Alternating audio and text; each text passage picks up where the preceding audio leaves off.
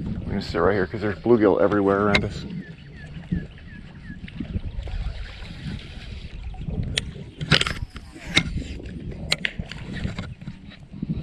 Oh, you got it.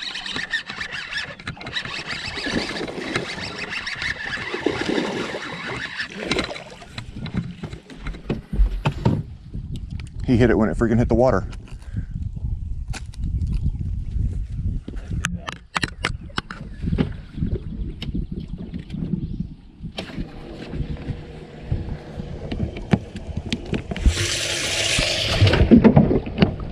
All right, that's one. I will fish a mayfly hatch any day of the week if it's an option. Look at that.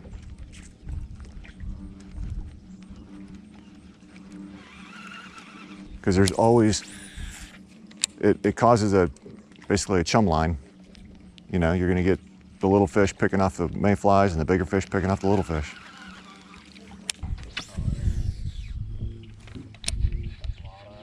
Look at that, look at that. Got him. Get in the boat.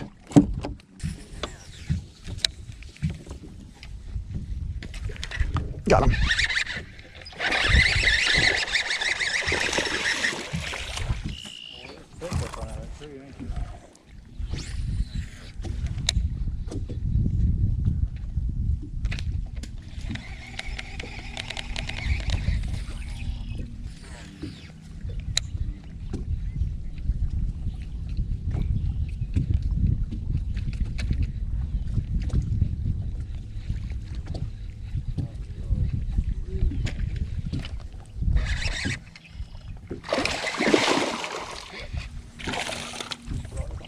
Oh, he'll call.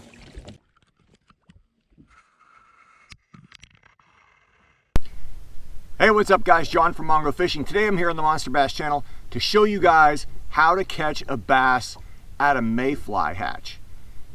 Now, I've got a mayfly hatch happening on one of these trees right here around me, and I'm not sure which one it is, but I know there's mayflies flying around, so I know it's one of these trees. So I'll show you how I identify which tree it is, the baits that I throw, and the batting order that I do it, and then hopefully we can get one of these bass in the boat. So let's do it. All right, let's stop the video right here. So this is actually filmed in 3 different days, and the catches you just watched were part of a tournament video that I put on my channel, and then the instructional part that's going to come after this was actually filmed in practice.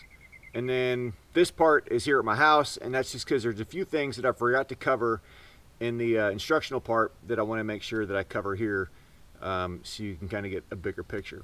So what I wanted to say first off is results will vary, man. You can fish a bunch of different mayfly hatches, and some of them are holding fish and some aren't. The key is you got to find the best ones, and the way you do that is just by fishing through. What you're trying to find is you're trying to find bluegill, you're trying to find crappie, you're trying to find stuff like that. So if you fish a hatch and there's really not much going on, then just make a note of it, move on to the next one. You can always come back once the food chain really gets going. 2, mayfly hatches don't last. You know, mayfly's life is only 24 hours above the water. Once they hatch and they are above water, it's only 24 hours long. So you got to take advantage of it while you can. Now, contrary to you know, their name, mayflies don't just hatch in May.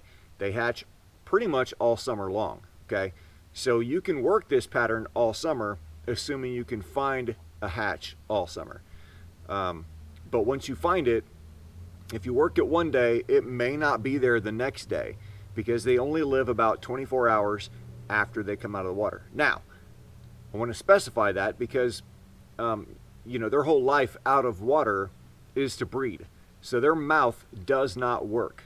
If they land on you, they cannot bite you. They don't sting, they don't bite. They might just give you the heebie-jeebies by crawling on you, but they can't bite and hurt you, so you don't have to worry about that at all. And then lastly, near the end of the instructional part of the video, like that was real time, okay? I didn't edit anything for time. The only part that I cut out was me going from when I'm talking to the camera to putting on my chesty and attaching the camera to my chesty. That was it. Other than that, what you're seeing from when I made my first cast until I get back to talking to the camera again, that is in real time. That's I did not cut anything out of that at all, so you can see exactly how I approach the scenario. So let's get into it. All right, guys, so here's the deal. I've got a mayfly hatch around here, and I know that because a mayfly landed on me, right? And so I stop the boat and I start looking, and I see mayflies flying around. There's a couple cedar trees around here, a couple cottonwoods, couple whatever that tree is. And so it's in one of these trees, or more than one of these trees. And so what I do, the very first thing I'm gonna do, since I don't know which tree it is, I'm gonna pull up and I'm gonna throw a frog. I want to throw a dark frog, that's just a preference of mine, and I'm going to throw it probably into the tree itself. And I do that so I can kind of get this stuck a little bit. It's on braid. I can get it stuck a little bit and shake it and see which tree has the mayflies that come flying out. After I've identified that, then I'm throwing the frog underneath the tree and working the frog just like a frog. Now, again, I use the frog so that it gets kind of stuck, but not really stuck. It's on 65-pound braid, and that's always also my first bait that I want to throw. Second bait that I typically throw is kind of a toss-up, and that's either going to be a black and blue swim jig to imitate a bluegill, or a flipping bait like a structure bug to imitate, a bluegill, a frog, something like that, but a little deeper than working a regular frog. If those don't work, if none of these baits have worked, then the last thing I'm doing is throwing a wacky rig Senko underneath there. And I do everything in that order: frog first, and then either swim jig or flipping bait, situationally dependent, depending on the tree and how I got to get back in there or whatever, and then Senko last. So let's see if we can do this.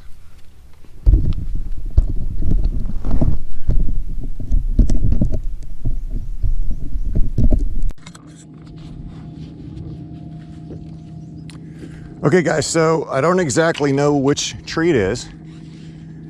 It's either going to be that little cedar right there or this cedar right here. I think it's this one because I see more bugs flying around this one.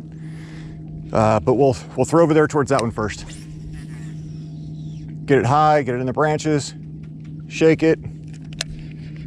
Okay, a bunch of bugs came out of that. So it may be that one. Let's try this one. Bunch of bugs came out of that. Okay, so what we're trying to do is start a food chain here, guys. We're trying to get these bugs to kind of fall in the water, get bluegill start popping on them, and then bass popping on the bluegill. So let's get this frog underneath here.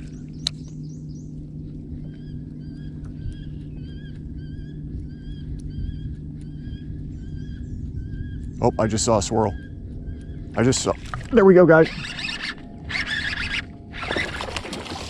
There you go. I didn't catch him, but there's the perfect example of what you got to do.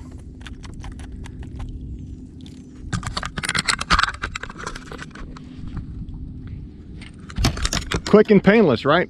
That was, took like, I don't know, 2 or 3 minutes total. That's that. Super simple and easy, huh?